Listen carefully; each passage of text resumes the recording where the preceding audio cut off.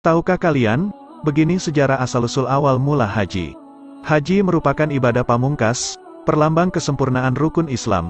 Sejarah mencatat jika pelaksanaan ibadah haji sudah ada sebelum Islam, bahkan telah menjadi ritus keagamaan bagi pemilik agama-agama samawi. Haji pertama kali dikerjakan oleh Nabi Adam. Pelaksanaan haji pada masa Nabi Adam sangatlah sederhana. Dikatakan ketika itu Nabi Adam dibimbing oleh malaikat, baik tentang tata cara pelaksanaan ibadah haji maupun ucapan doanya.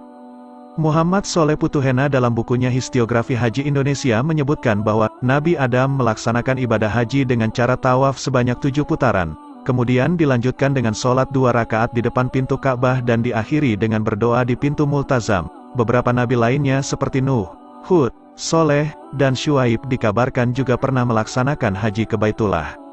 Allah memerintahkan kepada malaikat yang ada di bumi dan makhluk lainnya untuk tawaf di rumah tersebut sebagaimana penghuni langit yang tawaf di Baitul Makmur. Demikianlah Allah menciptakan Baitul Makmur sebagai tempat beribadah para penghuni langit, dan Ka'bah di bumi sebagai tempat bertobat dan beribadah para penghuni bumi. Allah Subhanahu wa Ta'ala berfirman, artinya, sesungguhnya rumah yang mula-mula dibangun untuk tempat ibadah manusia ialah Baitullah di Bakkah, Mekah, yang diberkahi dan menjadi petunjuk bagi manusia. Al-Quran Surat Ali Imran ayat 96. Pelaksanaan haji selanjutnya masyhur dan dikenal kembali dalam rentetan sejarah pada zaman Nabi Ibrahim. Ibadah haji yang dilaksanakan oleh Nabi Ibrahim dimulai dengan tawaf. Pada setiap putaran mereka mengusap sudut Ka'bah. Setelah itu mereka melaksanakan salat di balik makam Ibrahim dan kemudian melakukan sa'i antara Bukit Safa dan Marwah. Disusul petunjuk dari malaikat Jibril, mereka berangkat ke Mina untuk melempar jumrah dan dilanjutkan dengan kunjungan ke Arafah. Allah berfirman, artinya, dan serulah manusia untuk mengerjakan haji. Niscaya mereka akan datang kepadamu dengan berjalan kaki atau dengan mengendarai onta yang kurus. Mereka akan datang dari segenap penjuru yang jauh. Al-Quran Surat Al-Hajj ayat 27. Quraisy Syihab menjelaskan bahwa di tempat itulah Allah memerintahkan kepada Ibrahim untuk menyeru manusia melaksanakan ibadah haji. Setelah dari Arafah, berlanjut pada penyembelihan hewan kurban dan bercukur. Hal ini tentu saja memperlihatkan perkembangan yang signifikan bila dibanding dengan pelaksanaan haji pada masa Nabi Adam. Akan tetapi, tidak ada informasi yang jelas mengenai waktu pelaksanaan haji, baik pada masa Nabi Adam maupun masa Nabi Ibrahim. Setelah melaksanakan ibadah haji, Nabi Ibrahim kembali ke Syam dan meninggalkan Nabi Ismail di Makkah. Saat itu Nabi Ismail sudah dewasa sehingga telah mampu menggantikan tugas ayahnya untuk mengemban amanah dan dakwah pada agama yang lurus. Setelah Nabi Ismail wafat, yang bertanggung jawab mengemban Ka'bah adalah putranya yang bernama Nabit. Setelah itu Makkah dan Ka'bah diambil alih oleh kabilah Jurhum yang justru melakukan kekejian dan berbuat jahat pada jamaah haji serta sering mengambil harta milik Ka'bah. Tidak terima dengan perlakuan tersebut, perebutan kekuasaan terhadap Ka'bah terjadi yang akhirnya jatuh ke tangan kabilah Khuza'ah.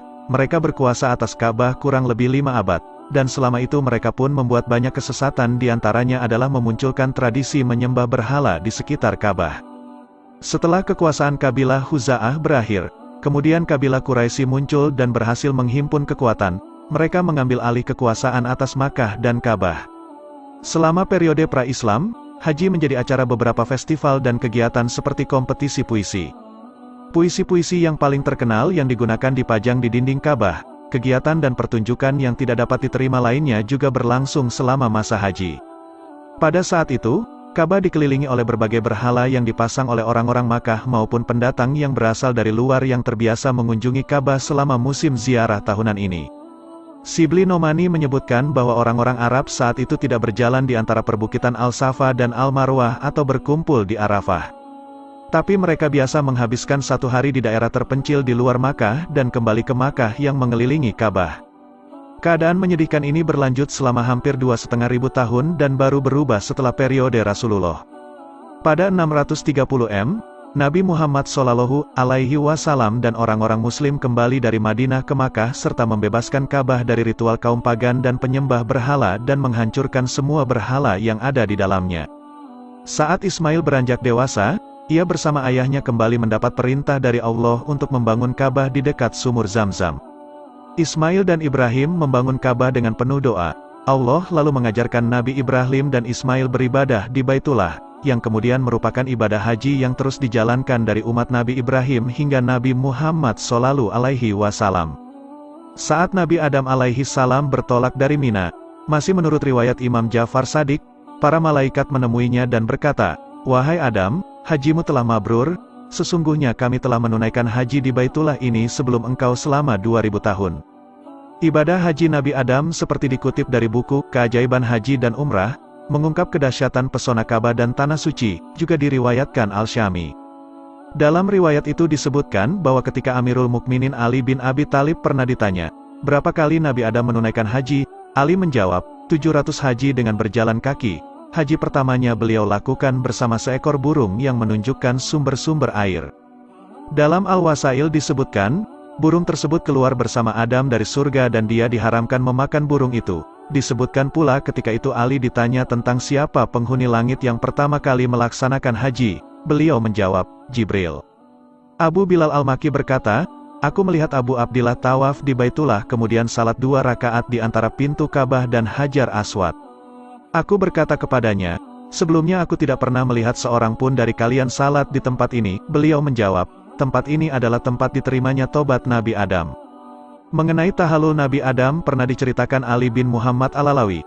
Aku bertanya kepada Abu Ja'far mengenai Nabi Adam, dengan apa Nabi Adam mencukur rambutnya ketika menunaikan haji. Beliau menjawab, Jibril turun dengan membawa sebuah batu mulia dari surga. Kemudian Jibril menjalankannya di atas kepala Nabi Adam, maka berguguranlah rambutnya. Dalam riwayat Imam Ja'far Shadiq disebutkan, beliaulah orang yang pertama kali menutupi Baitullah dengan rambutnya dan yang pertama kami menunaikan ibadah haji. Orang-orang setelah beliau menutupinya dengan hamparan kulit, Nabi Ibrahim menutupinya dengan kain tebal. Yang pertama kali menutupinya dengan kain pakaian adalah Nabi Sulaiman bin Daud.